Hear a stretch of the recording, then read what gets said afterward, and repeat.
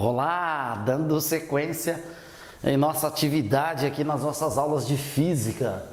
Dê um like em nossos vídeos, teste comentários, sugestões e críticas serão bem-vindas e compartilhe com seus amigos de escola. Esse canal é especificamente para você, estudante do ensino médio, você que está aí numa maratona de estudos, né? E quer aprender física, quer ser estimulado a estudar por conta. Aqui é o seu lugar, a gente vai bem maneiro, né? Passo a passo, para as aulas para poder conversar, falar da importância, né? Dos conhecimentos de física. E já vou pegar minha régua, né? Porque eu vou precisar dela. Sempre assim, eu esqueço. E você faz a mesma coisa aí, ó. Já pode desenhar um esquema desse. Não precisa desenhar bonitinho não, viu, aluno? Precisa fazer com compasso, né? Essa curva aqui não. Claro que se você fizer, você pegar um CD aí, não tem compasso, professor, pega um transferidor, um CD, faz essa superfície arredondada aqui, porque hoje nós vamos falar sobre espelhos esféricos, dando continuidade, né? Mas, assim, nós simplesmente não vamos repetir a aula passada, nós vamos fazer equação de Gauss, nós vamos explorar o conceito matematicamente. Dando sequência, né, na nossa aula, o que nós vamos fazer? Primeiro vamos fazer a construção da imagem naquela situação ali. Ah, professor, você vai construir todas as imagens novamente? Não. Pega a videoaula passada, lá nós fizemos a aula no PowerPoint, as construções estão todas lá, tá? Quantos tipos de imagens que nós temos no espelho côncavo? Você quer modalidade de côncava. Quantas imagens nós temos? Objeto, além do centro de curvatura, uma imagem real invertida menor que objeto. Objeto sobre o centro de curvatura, outra imagem real invertida do mesmo tamanho do objeto. Objeto entre o centro de curvatura e o foco, a terceira imagem, correto? Terceira imagem, real invertida maior que o objeto. Sobre o foco, a imagem é imprópria, nós não temos construção de imagem, certo? A imagem tende ao infinito. E entre o foco e o vértice, nós temos a imagem direita formada aqui atrás, ó, direita virtual maior que o objeto. Então nós temos 4 imagens formadas por espelhos côncavos. Pelo espelho convexo, nós temos apenas uma. Imagem virtual, direita menor que o objeto. Então, vamos lá. Eu tenho aqui o objeto, esse vai emitir, tá? Um raio de luz que incide paralelo ao eixo principal do espelho. Se incide paralelo ao eixo principal do espelho, olha lá, ó, tem que refletir e passar pelo foco, correto? Tá aqui, ó. Maravilha? O outro, aluno, você pode pegar aqui, ó, no vértice, né? Aí na reflexão aqui eles vão se cruzar, ou aqui, ó, olha lá, ó, passando pelo foco, incide, sai paralelo, ó. Correto? Tá aqui, ó. E aqui a formação da imagem I. Certo? Maravilha? Maravilha. O que nós temos aqui? Ó, essa distância aqui, ó. Essa distância aqui, vou fazer pontilhado, ó. Aqui, ó. Essa distância aqui, nós vamos chamar essa distância de distância P. Os livros didáticos convencionais chamam de P. Há livros que chamam de X. Outros chamam de... Assim, é um critério adotado por alguns países de língua inglesa, língua francesa, uns usam X, usa Y. Mas a maioria dos livros didáticos do ensino médio convencional adota P para a distância do objeto e adota P' para a distância da imagem. Outros, no curso superior, usa X para a distância do objeto e Y para a distância da imagem. Isso não importa, tá? Isso não importa. O importante é você entender o conceito. Então aqui, ó, aqui nós temos uma outra distância, ó. Tá vendo aqui, ó? Essa distância aqui, nós chamamos de P', tá? P. Aqui é um P, alunos, ó, P'. Então, quem é P? P é a distância do objeto, certo? Quem é P'? P' é a distância distância da imagem formada pelo espelho esférico. Tá aqui, ó. Distância da imagem. Certo? Maravilha? Maravilha. Até aí, beleza, professor. Né? Vamos que vamos. Bola pra frente. Nós temos essa distância aqui, ó. Ó. Essa distância aqui do foco ao vértice. Eu vou colocar aqui em cima, que nós vamos chamar de F', F minúsculo. Esse P e esses F aqui são minúsculos, tá? F é a distância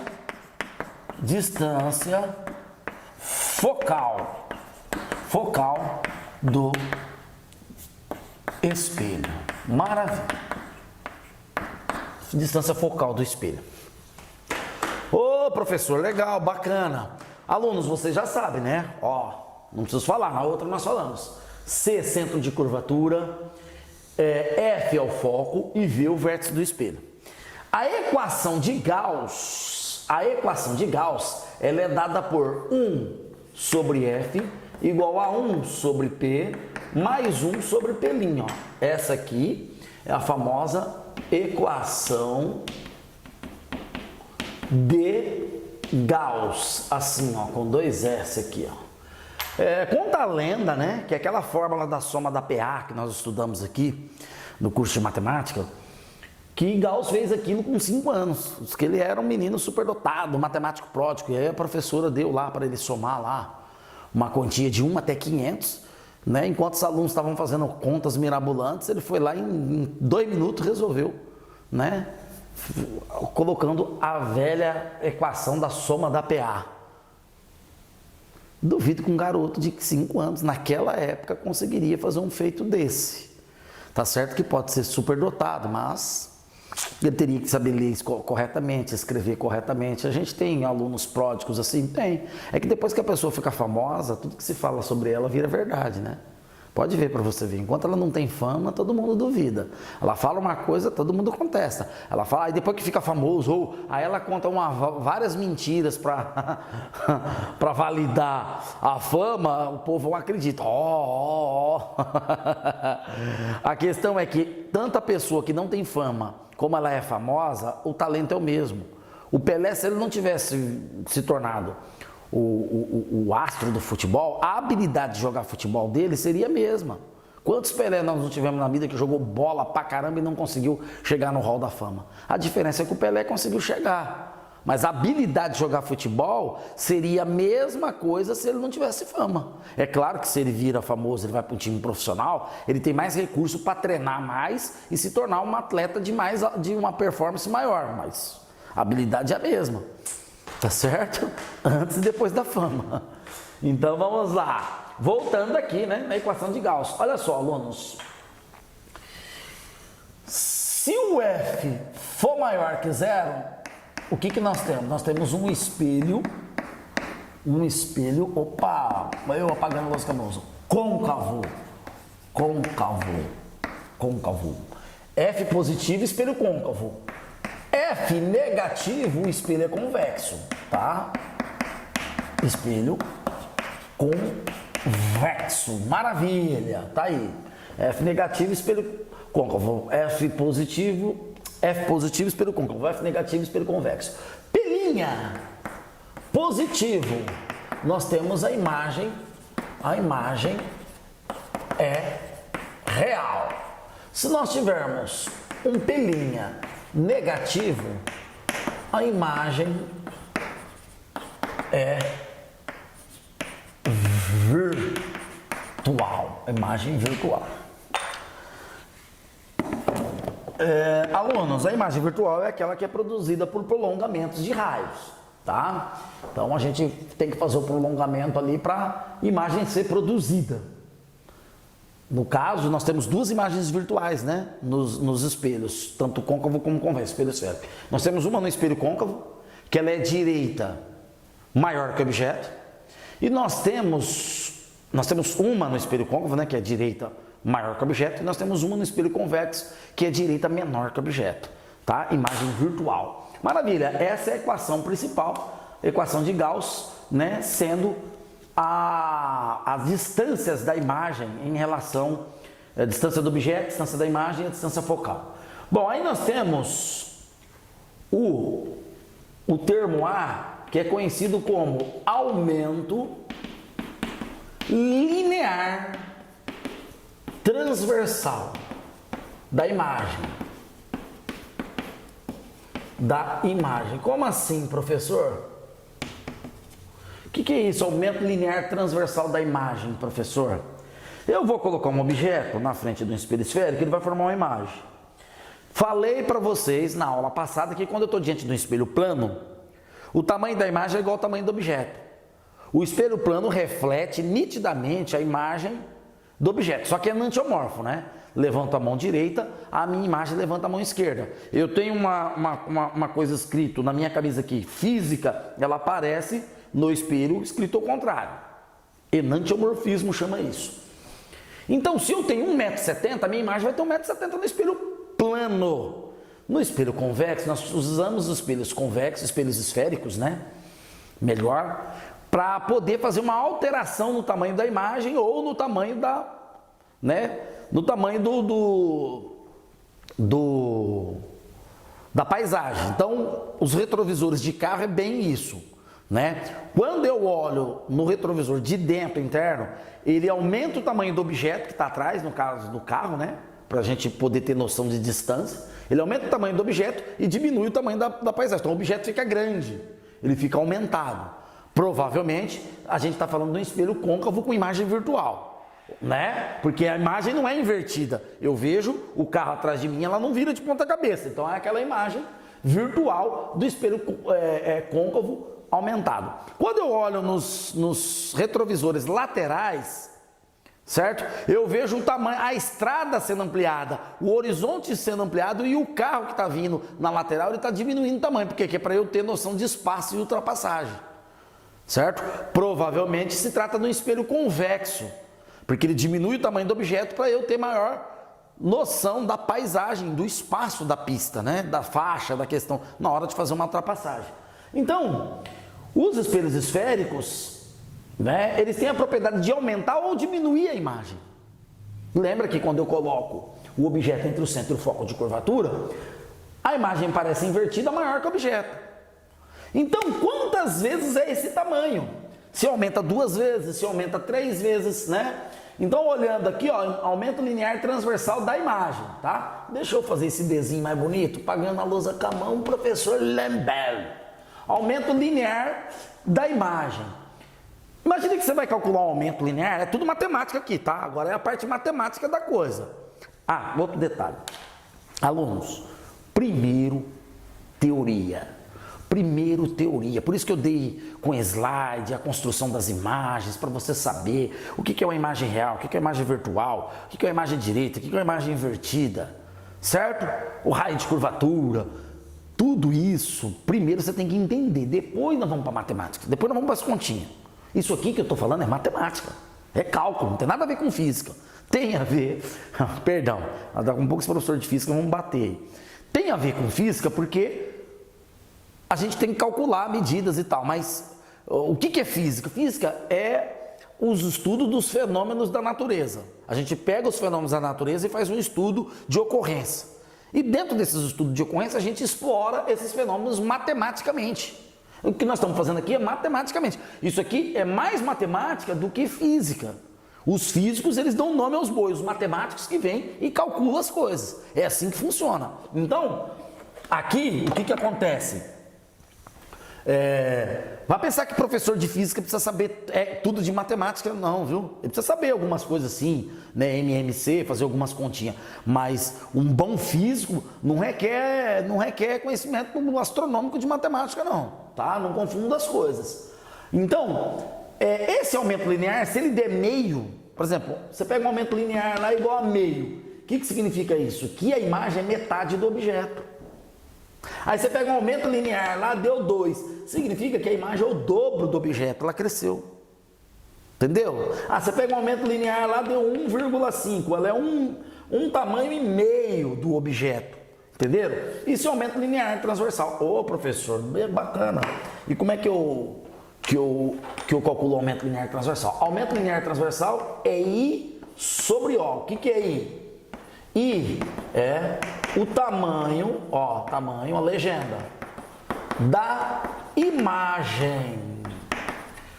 O é o tamanho do objeto. Anota aí, alunos, tamanho do objeto. Maravilha, ó. Maravilha. Pô, bacana, professor. Aí, ó. Sempre vi essas fórmulas lá nos livros didáticos. Eu nunca tinha olhado para isso, não. Ah, então, agora começa a olhar. Ó. Eu vou fazer aqui, ó. Se o meu I for maior que zero, isso implica o quê? Imagina um I positivo. A minha imagem é direita. Direita, ela está em pé. Se o meu I for menor que zero, a minha imagem é invertida. Invertida, ela está de ponta cabeça. Ó, ela está de ponta cabeça. Não é? Maravilha, professor. Que coisa, hein? Ó, o I, não sabia que era o I, não. Via isso aí nos livros didáticos aí.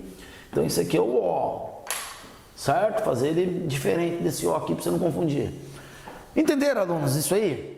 Então, se o I for maior que zero, a imagem direita. Se o I menor que zero, a imagem invertida.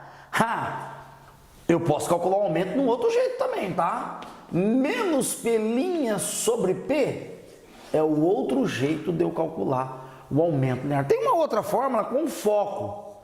Eu não vou colocar aqui não, tá? Porque essas daqui basta. Agora você pode usar. Olha no livro didático aí que você vai ver que tem uma fórmula que se usa o foco, né? E essa fórmula que usa o foco é A igual a F sobre F menos P, tá? É tranquilo ela, não precisa se preocupar não. É mais uma fórmula aí. Como eu não gosto muito de fórmula, né? Aqui a gente vai ter que usar. E então essas daqui já são suficientes para você fazer a maioria dos cálculos aí. Alunos, então essa equação de Gauss, ela serve para espelhos esféricos e lentes delgadas, tá certo? Então, se você compreendeu muito bem isso aqui, a hora que nós chegar nos estudos das lentes, vai ficar facinho para você fazer os cálculos, tá certo? Então, agora nós vamos resolver dois exercícios, tá? Dois exercícios joia, que tem aí uma análise precisa dessas imagens, correto? E ao mesmo tempo explorar o uso da equação do Gauss para a gente fazer os determinados cálculos, beleza? É isso aqui a aula de hoje, ó. Isso aqui já basta. Alguma dúvida? Tece comentários aí, né? Se tiver alguma dúvida, pode tecer comentários que a gente, dentro do limite do possível, a gente responde, tá certo? Maravilha, alunos, vamos fazer dois exercícios básicos para a gente fechar a aula de hoje? Vamos lá? Bom, agora para fechar a fatura, né? Resolver dois exercícios. O primeiro, prático, né? A gente lê, já mais ou menos sabe o que tem que fazer e já aplicar os conceitos e chegar no resultado. O segundo, a gente já vai ter que ter uma noção de visualização aí, tá? Não é chegar e botar as coisas no papel e querer resolver, não. Nós vamos ter que dar uma olhadinha diferenciada, ou seja, ter um nível de percepção um pouco mais aguçado. Bom, vamos lá. Vou pegar minha régua. Ó, um objeto situa-se a 9 centímetros de um espelho esférico. Um objeto situa-se a 9 centímetros do espelho esférico. A imagem correspondente é real e se forma a 18 centímetros do espelho. Determine o tipo de espelho. Olha só, objeto situa-se a 9 centímetros de um espelho esférico, a imagem correspondente é real e se forma a 18 centímetros do espelho. Determine. Alunos, lembra que nós falamos na equação de Gauss que se o F for positivo, o espelho é côncavo. Se o F é negativo, o espelho é convexo. Aí o aluno ele já acha que ele já tem que pegar a fórmula de Gauss e calcular o F e ver se é positivo e negativo para poder fazer. Nós não precisamos disso. Tanto é que ele pede a distância focal e o raio de curvatura no item B. Só pela descrição do enunciado a gente já consegue resolver. Primeiro, a imagem ela é real, certo? Ela é real. O único espelho que forma imagem real é o côncavo, porque o convexo ele só vai formar virtual. Nós só temos dois tipos, côncavo e convexo. E o convexo forma imagem virtual. Então esse espelho aqui, eu já posso dizer com toda certeza que ele é o espelho côncavo. Pode colocar aí a resposta aí, tá certo? Então não é tudo que nós vamos calcular aqui para poder resolver o exercício, tá? Aí ele diz a distância focal e o raio de curvatura. Ô professor, raio de curvatura? Que é isso aí? Você não falou nada de raio de curvatura na outra aula não. Eu falei, mas eu não apresentei uma fórmula para calcular. Não precisa, aluno. Vocês vão ver como é que a gente faz isso. Vamos primeiro calcular a distância focal, tá? Bom, o objeto ele tem como distância P 9 centímetros e P' 18 centímetros, que a imagem forma 18 centímetros do espelho. Então, fazendo a equação de Gauss, 1 sobre F igual a 1 sobre P mais 1 sobre P', eu vou ter no algebrismo, hein? Agora é o algebrismo. 1 sobre 9 mais 1 sobre 18, no algebrismo, certo? Algebrismo. Bom, algebrismo, o que acontece no algebrismo? Ó, eu vou ter o 18 como sendo o meu MMC de 9 e 18, né? No algebrismo, divide, eu vou ter 2 mais 1, né? Lá em cima, divide por 9, dá 2 vezes 1, 2. Se não souber fazer MMC, vai lá nas aulas do 7º ano lá. E aqui nós vamos ter que 3F é igual a 18, né? Ó, saindo daqui e vindo aqui embaixo, aqui, ó, usando esse espaço aqui, né? A gente chega em um F positivo de 6 centímetros. Pô, legal, professor. Bacana. Bacana, bacana. E o raio de curvatura, professor? Bom, não sei se vocês se lembram. O espelho ele é isso aqui, ó. Ó, vamos fazer um desenho aqui prático. O espelho ele é isso aqui, certo? Ele tem essa cara aqui, ó. Ó. A cara que ele tem, ó. Essa cara aqui, ó. Certo? Aqui nós temos o vértice. Aqui nós temos o foco. E aqui nós temos o centro de curvatura. Lembra que eu falei para vocês que o centro de curvatura é onde eu pego o compasso, ponta seca no compasso, e traço o espelho? Lembra? Eu tenho um compasso aqui, ó. Vou pegar aqui para vocês. A gente pega a ponta seca, coloca no centro de curvatura, ó, e faz o espelho, certo? Então, o raio de curvatura é essa distância aqui, ó. Não é? Essa distância do centro ao vértice. O foco é ponto médio da distância do centro ao vértice. Então, o meu raio de curvatura é 2 vezes a distância focal. Se a distância focal é 6, 12 centímetros. Não preciso criar uma fórmula. Outra fórmula. Os alunos, olha, aluno de ensino médio, ele é viciado em fórmula, né? Então, ele quer essa... Eu já dei aula em cursinhos pré-vestibulares, né? Nos cursinhos eu dei aula de física, na maioria das vezes. Nas escolas eu dei aula de matemática e em umas escolas particulares eu dei aula de química. Já trabalhei com as 3, tá? Que do planeta onde eu vim, nós não temos super especialização. A nossa inteligência ela é acima do normal, a gente aprende qualquer coisa. Até aula de literatura eu poderia vir dar aqui para vocês, porque eu li todos os escritores da literatura brasileira. De Machado de Assis, o único que eu não li foi Érico Veríssimo, tá?